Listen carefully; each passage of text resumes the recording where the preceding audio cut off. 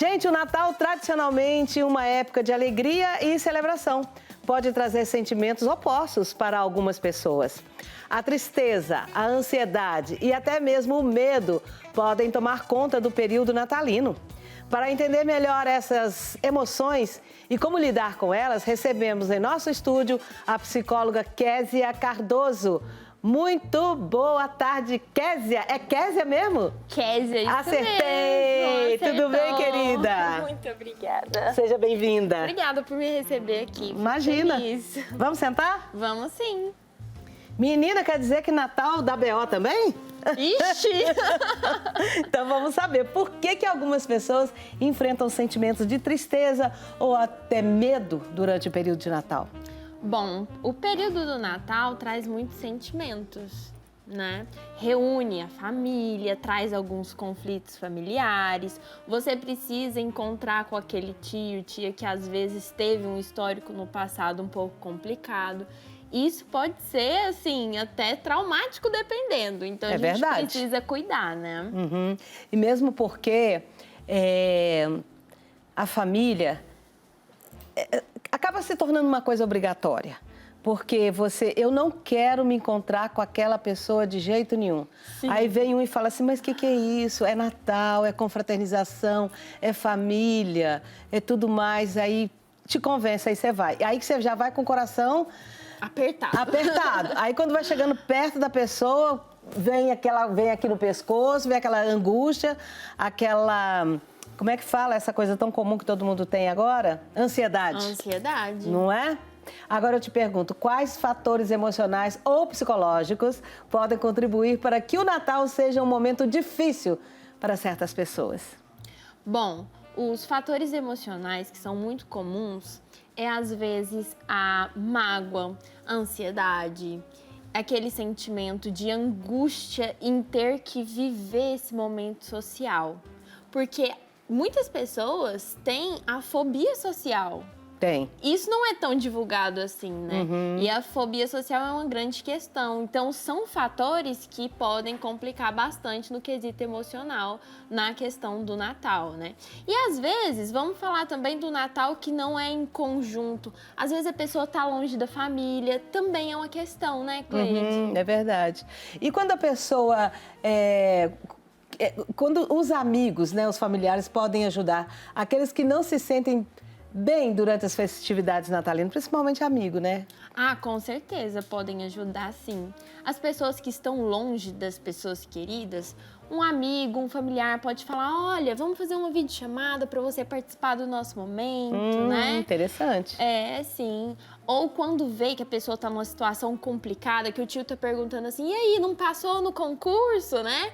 O amigo ia ali, distrair, falar, não, vamos ali, eu preciso falar uma coisa com você. Tá sempre atento a essas pessoas mais sensíveis emocionalmente nessa data. E tem que também ficar sensível às pessoas que são insensíveis. Como, por exemplo, por que tem que perguntar do concurso, que já está sabendo que não passou no concurso, mas gosta de alfinetar? Não é? E às vezes não conhece nada da pessoa, só sabe que está fazendo um concurso. É a oportunidade de conhecer além disso, não é mesmo? Perguntas mais agradáveis. Isso, falar, nossa, que filme você gosta? Nossa, eu gostei tanto dessa música, o que você acha? Porque às vezes a gente fica muito preso só aquilo que a gente sabe, né? E é uma boa maneira de se tornar um jornalista, um repórter. Ficar perguntando a vida, assim, né? Então, assim, olha... Agora, vamos ver um outro lado.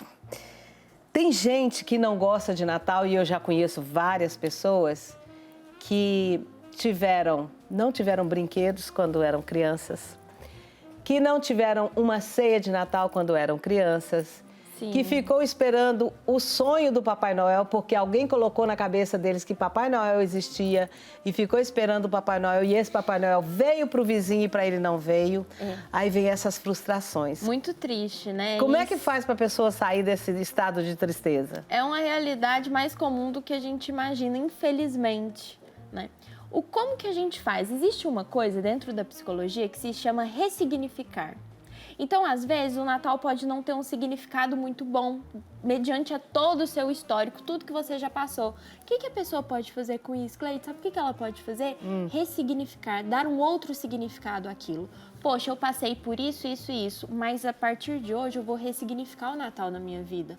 Como faltou muito, e hoje eu tenho condições de oferecer, eu vou fazer um trabalho voluntário, eu vou dar um sentido diferente, eu vou pegar da minha angústia e fazer algo produtivo com ela socialmente, para que outras pessoas não passem por isso, né? Agora, outra coisa que eu acho interessante, quando você pergunta, por que você não gosta do Natal? Não, eu não gosto. Mas por que você não gosta? Não, eu não gosto, simplesmente eu não gosto. Não consegue nem saber o porquê. Sim. Porque talvez o trauma foi encoberto por ela mesma, a vida encobriu esse trauma. Às vezes dói tanto lembrar que é melhor melhor esquecer. É uma estratégia do nosso psicológico para, assim, não sofrermos tanto. É jogar ali para debaixo do tapete, mas isso custa caro, né? Mas você acha que isso resolve? Isso não resolve. Isso faz com que a gente sinta mais tempo sem ter clareza do que realmente é. Então, às vezes, a gente tem que enfrentar as nossas dores, dar nome a elas e ir em busca de resolver, né? Mas tem muita gente que tem vergonha. Muitas porque, pessoas. Cleide, mas você teve um Natal ótimo, eu não tive. Então, não quer nem conversar comigo sobre isso, como é que foram os meus natais. Simplesmente fala, não quero falar sobre isso. Então, quer dizer que se falar, como diz o padre Rafael, você vai perdendo a dor? É verdade, o falar cura, né? Agora, também não é falar para qualquer um, é falar para quem está ali disponível a realmente te escutar, né? Uhum. E é para isso que existem os psicólogos, né? Isso é verdade.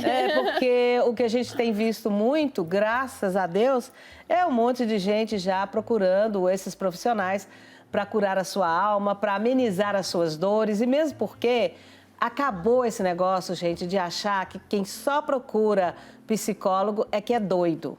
Eu já falei para muita gente aqui. Só um detalhinho para você.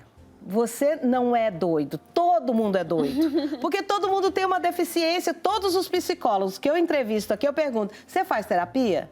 E você faz? Sim. Aí, tá vendo? Viu? Todo mundo tem que fazer, porque todo mundo tem...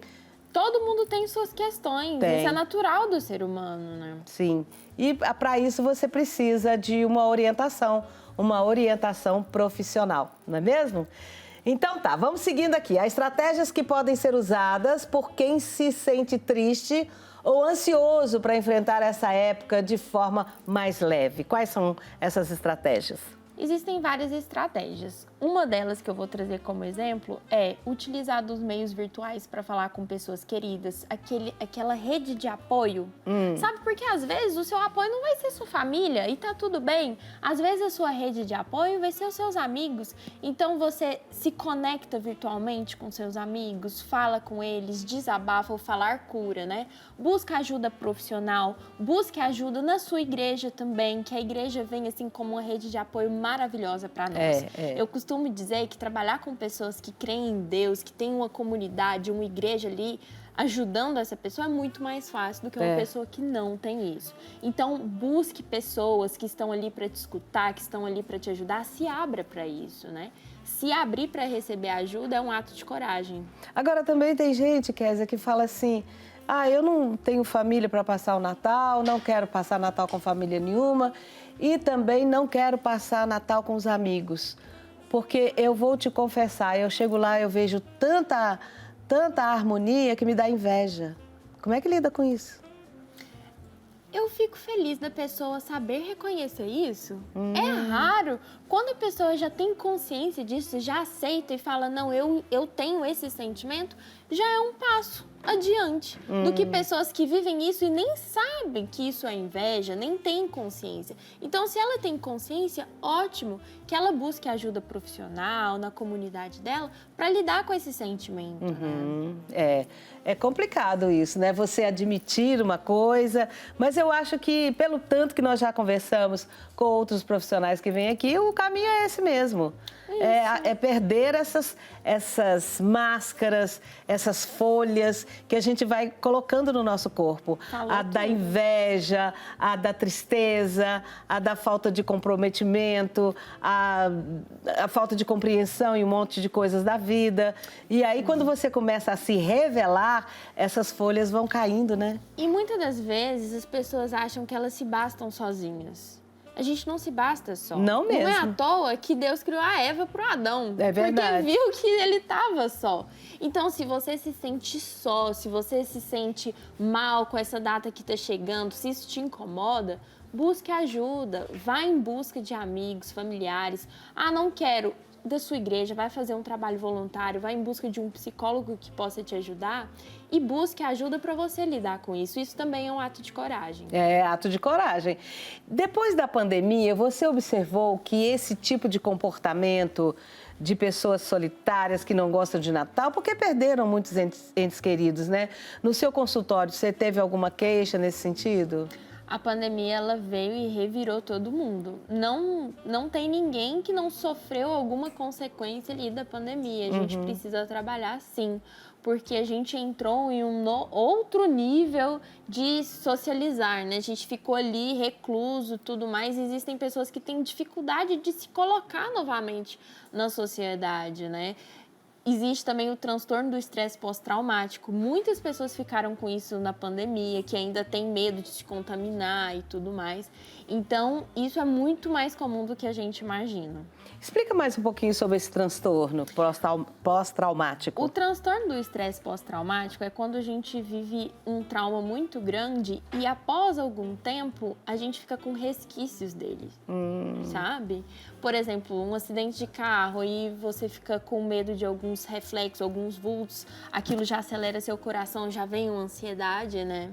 Ah, tá. Então, tipo, quando você é assaltado, por exemplo, você vai ficar o tempo todo andando olhando pro lado. Hipervigilante é a palavra. Sim.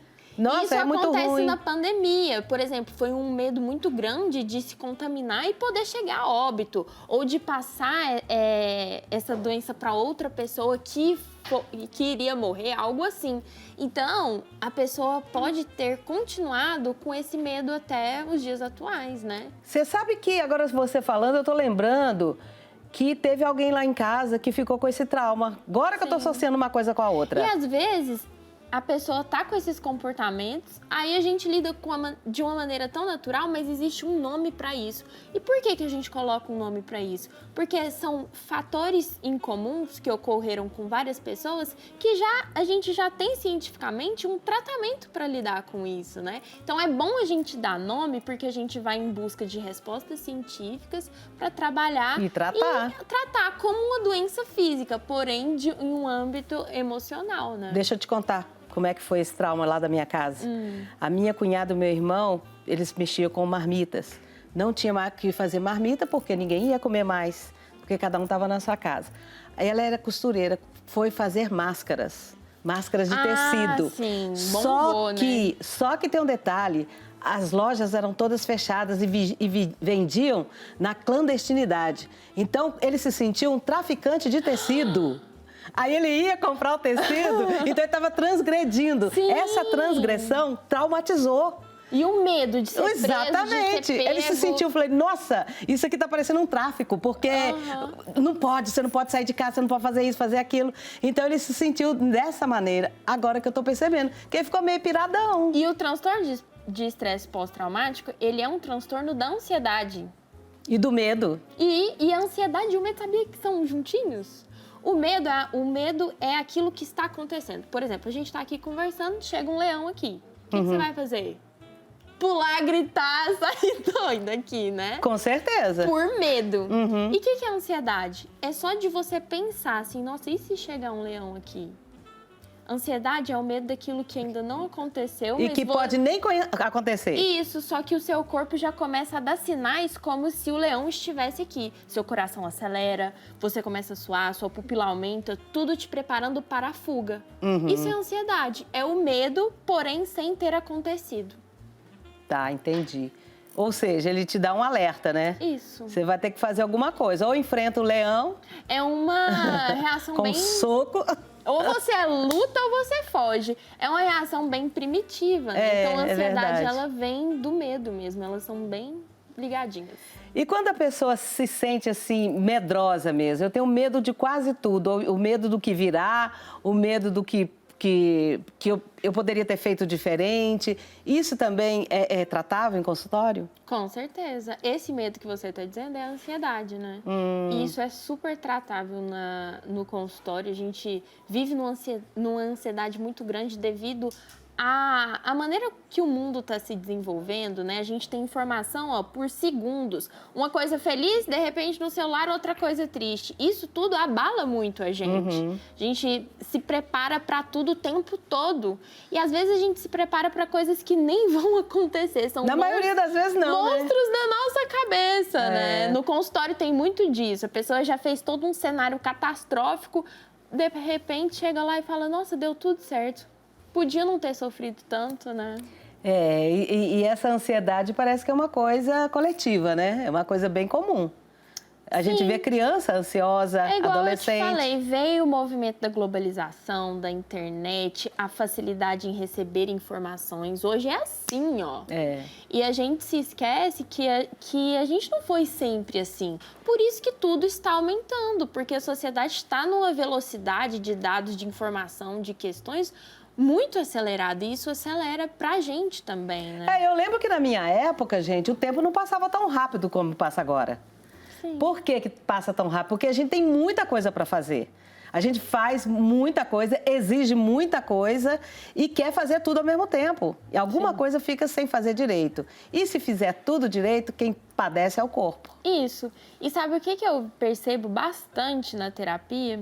Que quando a gente se depara com tédio, após anos, dias vivendo freneticamente nesse ritmo, a gente se depara com tédio, a gente vê aquilo como errado, tipo, não pode ter tédio, tipo, o tédio é proibido e, tipo, não tá certo a minha vida, eu tenho que fazer alguma coisa. Gente, o tédio existe, a gente precisa viver. Você lembra uma época que era muito comum de pegar a cadeira de fio, colocar na calçada e ficar lá vendo os carros passar? Sim, sim. Gente, olha isso, estava fazendo o quê? Nada, mas estava ali inteiro, se recompondo, né? Vivendo o tédio. A gente precisa também aprender a desacelerar, né, Cleide? Eu acho importante. Gostei dessa do tédio. Tédio é legal, gente. Ela pode ficar entediado.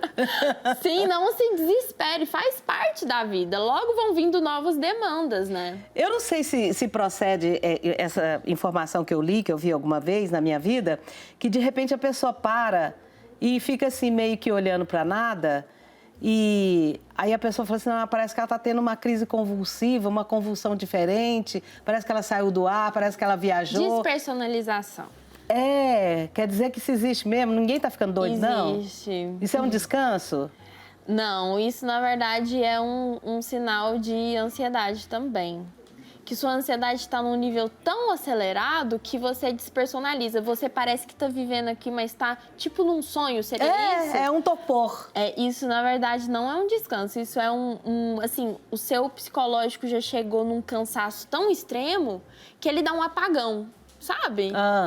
E isso a gente precisa tratar com profissionais. Por quê? Se isso acontecer muito, o que acontece? Quer dizer que o seu corpo não está aguentando mais de tanta ansiedade.